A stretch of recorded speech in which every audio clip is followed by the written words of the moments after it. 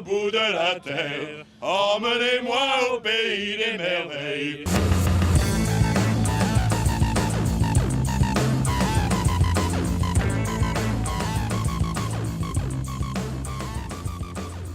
Il y a une grosse animation municipale et un club de football qui commence déjà à avoir ses lettres de noblesse à travers les... Il y en a notamment un qui va faire la Coupe du Monde, là, qui jouait en moins de 15 ans au club. C'est vrai, vous êtes bon, mais voilà. vous êtes moins bon que Sainte-Geneviève-des-Bois encore. Moins bon que Sainte-Geneviève-des-Bois. Alors écoutez bien, là, au niveau du football, on va pouvoir parler. Là, on va pouvoir parler.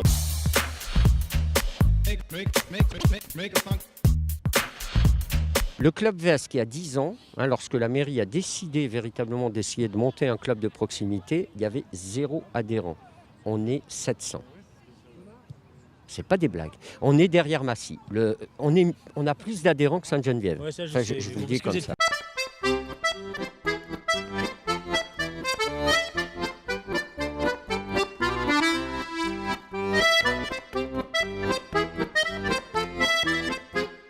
Qu'il me soit permis au nom du président vraiment de remercier tous ceux qui ont fait cet effort, parce que vous savez, ça fait que 40 ans que je travaille sur cette ville et que je sais ce que c'était avant ici, là.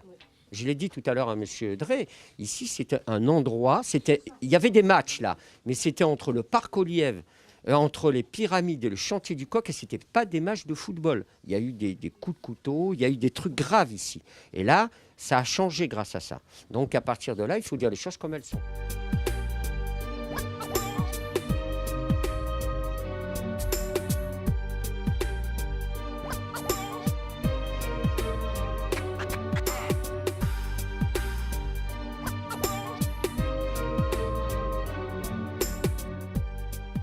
La cité de Grandvaux, 6 000 habitants, voit actuellement passer sur son territoire la circulation des trains Juvisy, Massy, Versailles.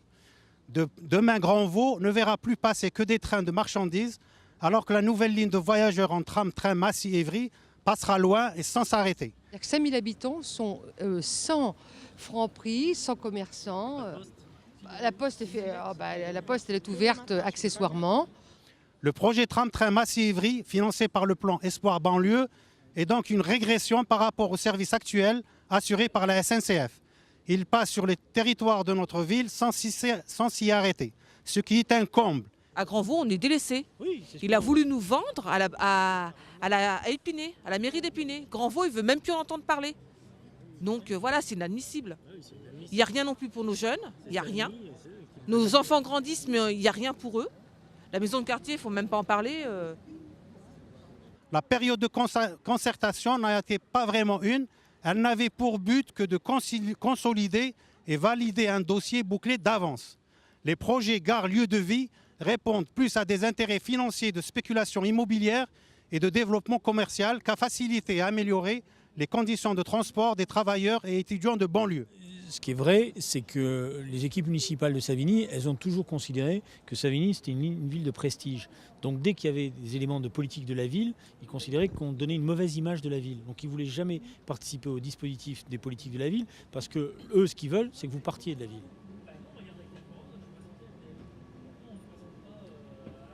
Il y a par exemple un dépotoir là, qui est à côté de la pharmacie, qui a un stockage de poubelles dépotoir. C'est incroyable de trouver ça dans une zone urbaine comme ça. Donc ça coûte quelques milliers d'euros de faire des silos enterrés pour les ordures ménagères. Et je ne comprends pas pourquoi la mairie ne fait pas ça. C'est un vrai scandale. Donc là, on a un bon exemple d'un quartier qui est abandonné par une mairie UMP parce qu'ils s'en foutent. Ils se foutent des gens et des populations qui habitent à cet endroit-là. Et c'est un vrai scandale.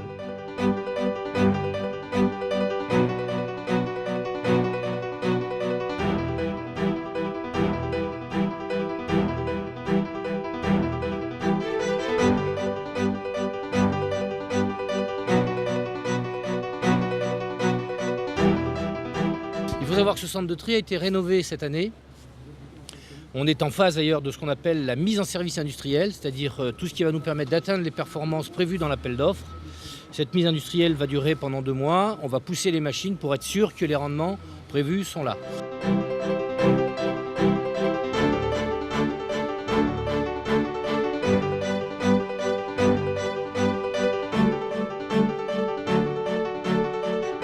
Il nous faut de l'ordre de 9 tonnes à l'heure pour pouvoir tenir nos engagements vis-à-vis du Ciredom. C'est pour ça que les gens qui vous avez posé des questions vous ont dit pour l'instant ça ne va pas vite parce qu'effectivement on est descendu au niveau 2. Enfin, Lionel a pris la décision de descendre au niveau 2 pour que les gens ne soient pas... Bon voilà, et c'est pour ça que certains vous ont dit vous allez partir et on va remonter. Effectivement on va remonter.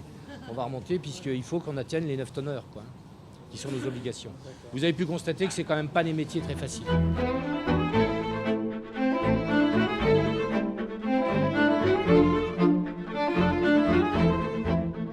9h30 du matin, elle est déjà paralysée. L'autoroute A6 ce matin a été bloquée par un accident. Et le RER, comme d'habitude, était en retard d'une bonne demi-heure. Voilà la situation.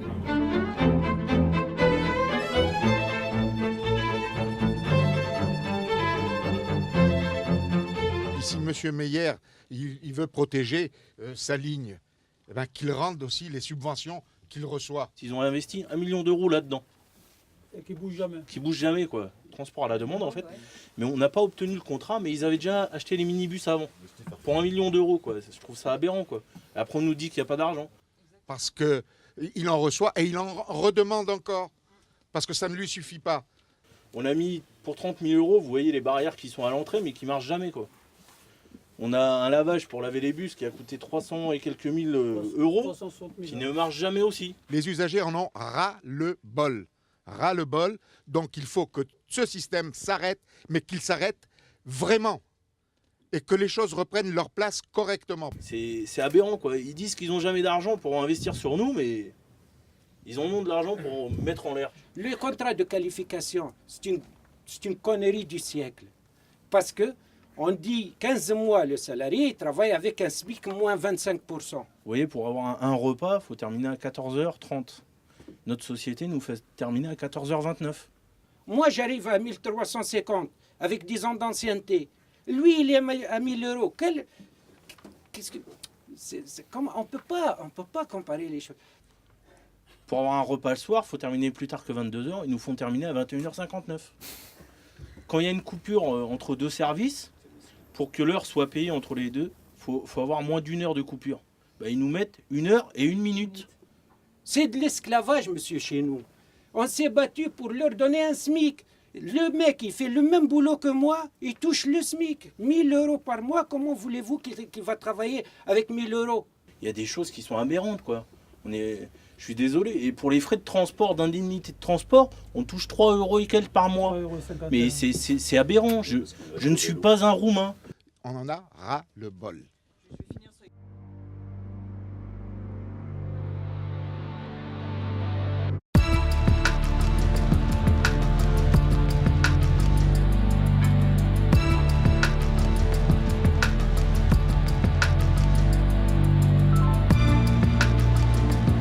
Politique, excusez-moi, ont du mal à comprendre, c'est qu'on a un outil de travail qui est en capacité de produire aujourd'hui, que demain on sait qu'on va avoir des tensions alimentaires à l'échelle mondiale qui vont être énormes, avec des tensions politiques derrière entre les pays, parce que la nourriture c'est quand même le premier, quand les gens ont faim, en général ça se passe assez mal. Ça fait des révolutions. Et nous on est en capacité aujourd'hui de produire, sauf qu'on est dans une conjoncture qui va très mal, on va casser un outil de production, c'est-à-dire qu'un élevage laitier pour le monter, il faut 10 ou 15 ans. Si l'élevage laitier ferme, demain, vous ne remettez pas en fonctionnement une exploitation laitière du jour au lendemain. Ce n'est pas comme une industrie où vous mettez un gars avec une machine et en une année, ça se met à produire. Un élevage laitier, c'est 10-15 ans. Et on va casser cet outil-là et dans 5 ans, on va nous dire il manque de camelote, il faut remettre en route. Ça sera fini. L'outil sera mort. Il n'y aura plus rien.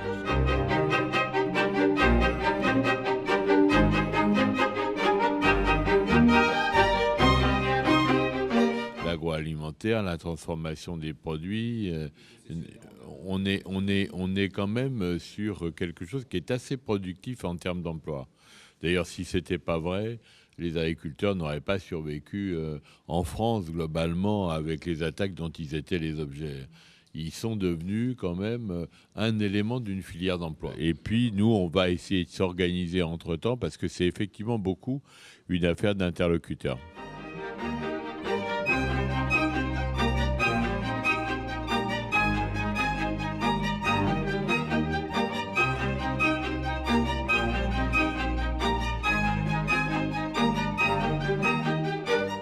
sommes habitués à aller dans les champs par Mons et par Vaux. Je vais d'abord si je la mets à moi.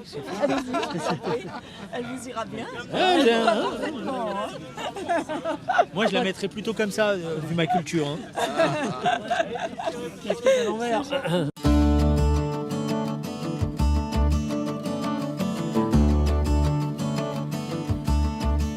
Donc c'est un équipement qui a beaucoup de succès. On a eu 47 000 descentes en 2009, ce qui a redynamisé la base de loisirs d'Étampes parce que c'est la seule activité de ce genre. Dans la région Île-de-France, il n'y en a pas d'autre, il n'y a que celle-là.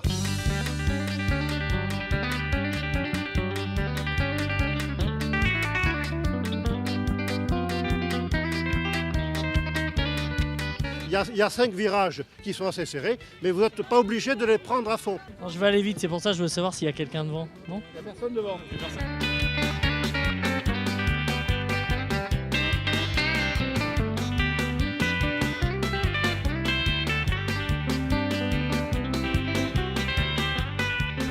Ah, un gobelet. Ah d'accord, Batman, Spider-Man. Hein ? C'est beau. Bon, merci. Ça ressemble aussi. Ça va être sur mon bureau, ça c'est sûr. Et je penserai à vous tout le temps.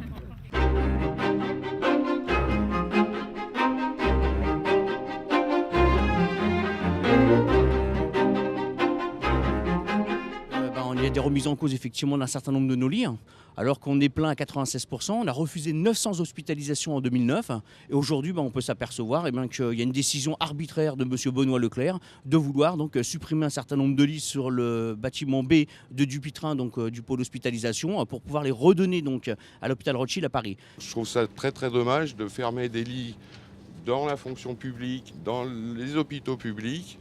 Et j'aimerais pas entendre dans 1 an ou dans 1 an et demi qu'une clinique privée à côté ouvre des lits de SSR exactement du même type que les nôtres. Ce qui fait que ça va impacter un certain nombre de rendus d'emploi à la hauteur d'une centaine pour 68 lits. Et si jamais ils veulent une deuxième tranche de 68 lits, c'est pas moins de 250 personnels en moins donc, dans cet établissement. Nous avons refusé 700 patients l'année dernière, en 2009. Donc si on ferme des lits, on en refusera encore plus. En contrepartie, on doit avoir la construction d'un bâtiment qui s'appelle le bâtiment Castor de long séjour pour être sur un seul site unique après sur Dupuytren. Là, pareil, il est remis en cause. Donc, c'est 240 personnels sur l'hôpital Joffre qui risqueraient d'être sur le carreau. On a regardé un petit peu les chiffres de l'INSEE là, tout récemment. La population de la Grande Couronne de Paris, c'est la population qui va vieillir le plus. On est face effectivement à une loi qui est la loi Hôpital Patient Santé Territoire, avec un plan stratégique et un démantèlement de l'assistance publique. Aujourd'hui, on peut voir que c'est un recul sans précédent sur l'offre de soins, alors qu'aujourd'hui, on a quand même 900 personnes qui attendent à la porte de cet établissement pour être hospitalisées. Donc c'est du grand n'importe quoi, c'est purement une politique de droite que nous, on va dénoncer aujourd'hui donc au Dravellois et à l'ensemble des communes avoisinantes, parce que c'est inadmissible. Donc on est dans la ligne droite des 4000 suppressions d'emplois et tout ce qui va avec. Donc on sacrifie le service public pour une certaine rentabilité au nom de l'efficience. Donc à nos yeux, nous syndicalistes CGT Force ouvrière, c'est du grand n'importe quoi. C'est pas possible de continuer comme ça. C'est fou. Voilà, c'est fou. C'est une attaque sans précédent sur le long et moyen séjour, c'est-à-dire pour l'offre de soins de nos aînés.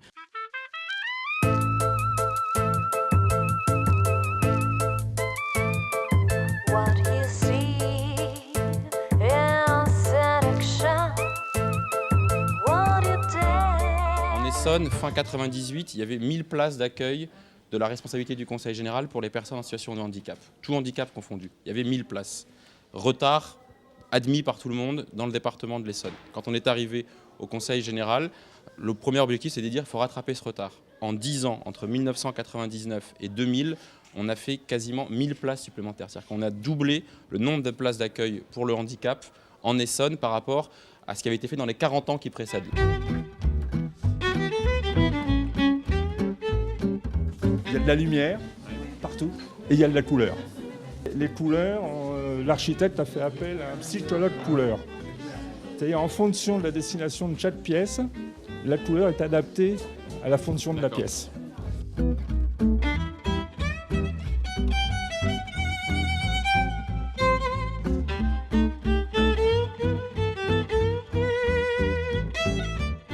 ça a opéré le recrutement? En tout, 87 ETP dont l'embauche a été échelonnée sur finalement 1 an et demi.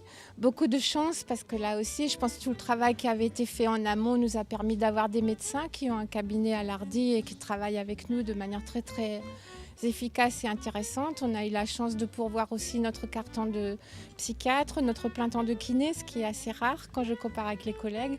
On a 4 ETP d'infirmières, tous les postes sont pourvus.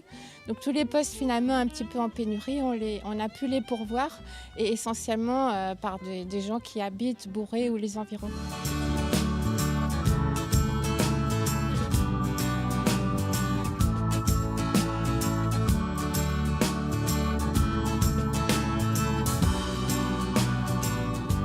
J'espère que le projet il va suivre dans les départements.